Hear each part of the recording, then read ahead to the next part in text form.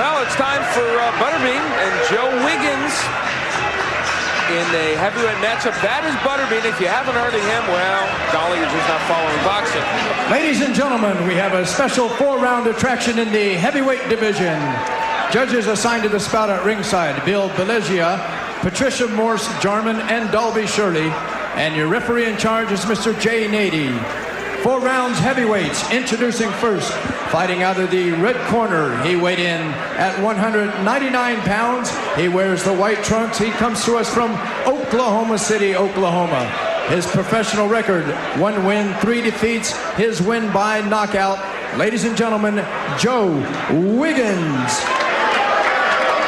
And his opponent across the ring, fighting out of the blue corner. He weighed in at 310 pounds. His trunks are of the Stars and Stripes. He is from Bay City, Michigan.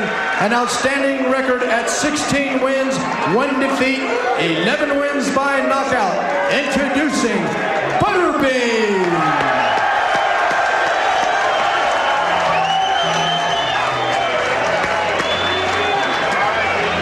Here's referee Jay Nady with instructions. In the dressing room. Do you have any questions? We have 4 rounds. Let's touch close now and go to work.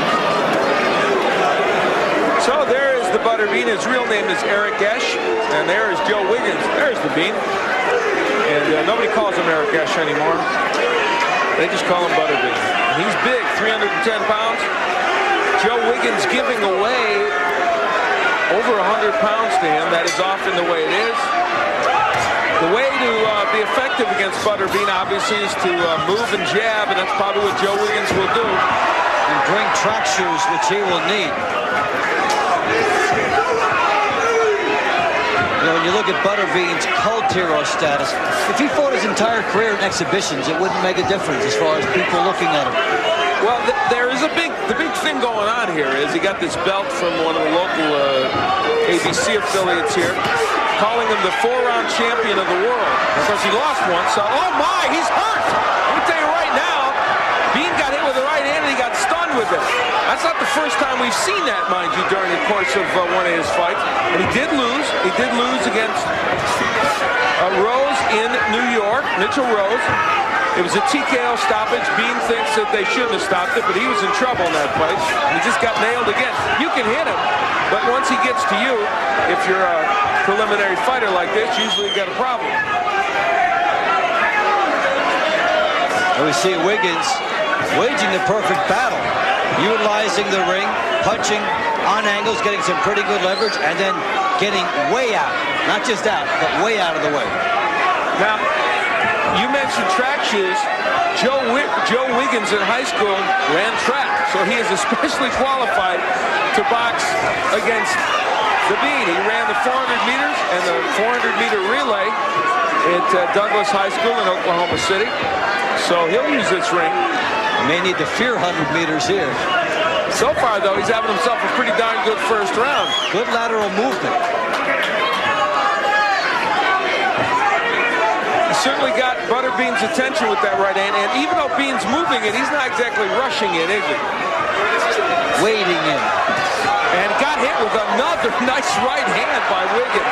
Well, if you're not intimidated by Butterbean and you can get him to make a mistake, you better make him pay dearly. And Wiggins has been able to do that. And also, he ties Butterbean up here so that he doesn't get hit with any quick uppercuts on the inside. He looks to his corner for a little instructions, does Joe Wiggins. So round 1 has gone pretty much as Joe Wiggins planned. And for Butterbean, it's been difficult.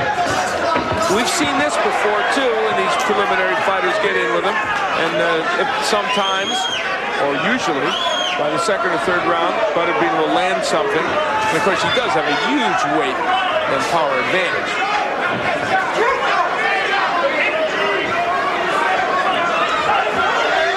Well, that's what Joe Wiggins sees coming at him. But it's also a pretty big target. So far, Wiggins has hit it a lot. Well, come on back for round 2. Things are heating up.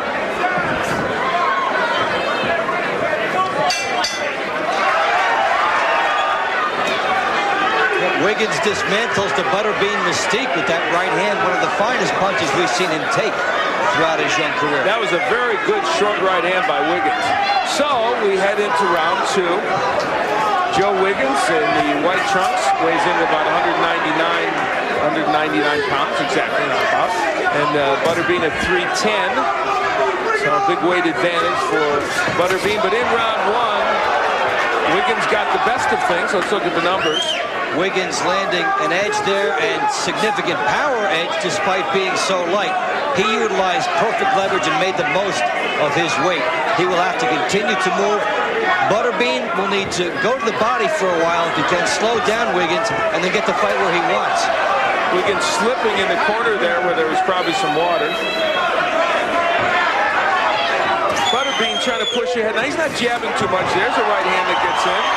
Butterbean does not jab enough. He knows that, and he said they've been trying to work on that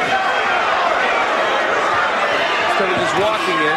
It's hard to make guys jab when they load up and they're successful, even though the jab will set up that shot. And in truth, the competition he's fighting, he doesn't have to jab his way in.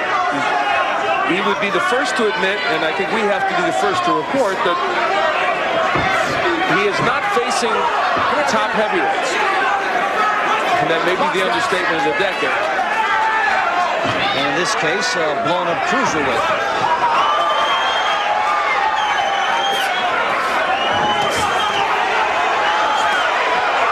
There is Butterbean landing. Good jab by Wiggins, but he still is getting pushed back. Nice right by Wiggins. Well, now he's in Butterbean's ballpark, though, isn't he? Yeah, and the uppercut is there for Butterbean. And he's getting hurt. He's getting there against a big man who is whacking away at him. 100 pounds extra a shot. The difference in the fighters being landed by Butterbean here. What a difference when you're moving or you're on the outside as opposed to when you're in the inside with Butterbean. How the heck do you get out of that corner? There's no room to get out. We've never seen anybody get off the hook once Butterbean's had them in there. Crowd chanting his name. They like him.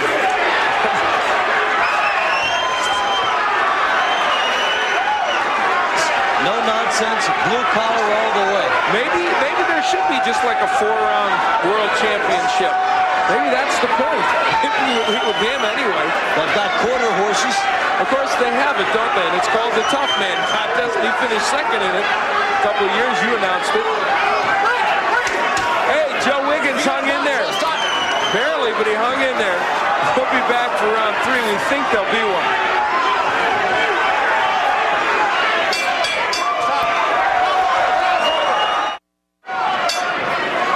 Well, Wiggins had 5 minutes of good work go away in 30 seconds as he got pounded, and the expression says it all. Oh, man. This guy is huge. Round 3, Butterbean is, I don't even need to tell you what trunks he's in. He's the big white guy, okay? And Joe Wiggins is the other guy. Now, Wiggins came in at 1 and 3, and the Butterbean is 16 and 1. And that doesn't even include the heavy punches Butterbean landed in the second, even though he got caught here. Nice right hand. Butterbean mugs at Wiggins, but in the right hand in the first round, Wiggins hurt him with the right hand. Now, how much of Wiggins' power did Butterbean take away by pounding him in the corner there? And can Wiggins get back on his bicycle where he needs to be to win this fight? That leaning on you by Butterbean takes something out of you, and it took a lot out of Wiggins. And remember, Joe Wiggins, by the way, had no amateur experience as a boxer. He's 25 years old. He's had 4 fights, period. 4 as a professional. He fought Alonzo Highsmith his last time out, the football player. Went 4 rounds with him. Lost by decision. So he's on the novelty circuit here. Yes, he is. Oh, big right by Wiggins, but Dean walks right through it. I like that. The novelty circuit. Very well put, Dave. Thanks. Butterbean pounding away gets his opportunity. You can't lay on the rope. That hurts just to have him push your head like that with his stomach. And you're seeing the result of the second round pay off in round 3 because Wiggins was not able to move in this round as he had in round 1. Now, not too much big landing for the Bean, but enough to, he'll push him back. He does. Actually, Pretty good job of covering up by Wiggins, who lands a right uppercut. Oh, big body shot by Butterbean. The pile driver. Yeah, could we? He might as well have nicknames for his punches. I think that's appropriate somehow.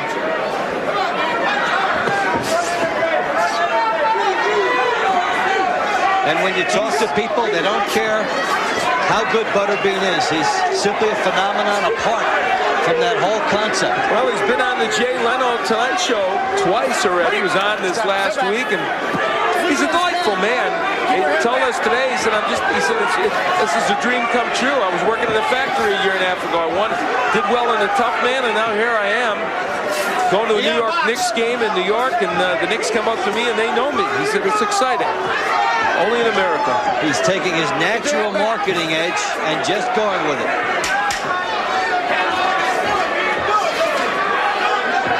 Joe Wiggins is hanging in there.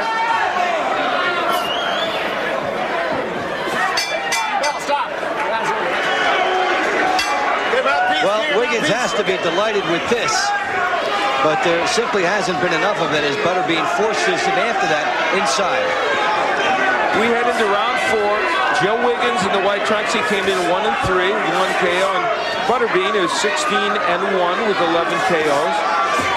When you stand on the outside as Joe Wiggins is doing it, you can't miss the jab against Butterbean, literally, and usually a right will follow, but when you stop doing it, there's the right. When you stop doing that, he gets on the inside and whacks you around. That right hurt Wiggins. He's in trouble. And Bean with a significant advantage in terms of the quality and the number of punches landed. He shook off that tough arm. And, you know, Wiggins had the style and the tools to win this fight tonight. He showed it in the beginning, but when fighters start landing power punches, sometimes they gamble. Wiggins did, and he's in trouble. Well, we saw Kenny Myers come in here and, in our view, beat Butterbean, but didn't get the decision. That's it. I guess the fight's over. Jane 80 says, I've seen enough. Probably because Wiggins was not combative at that point. And so Butterbean gets the job done here against Wiggins. Ladies and gentlemen, at 1 minute, 3 seconds of the 4th round, referee Jane 80 stops this bout. The winner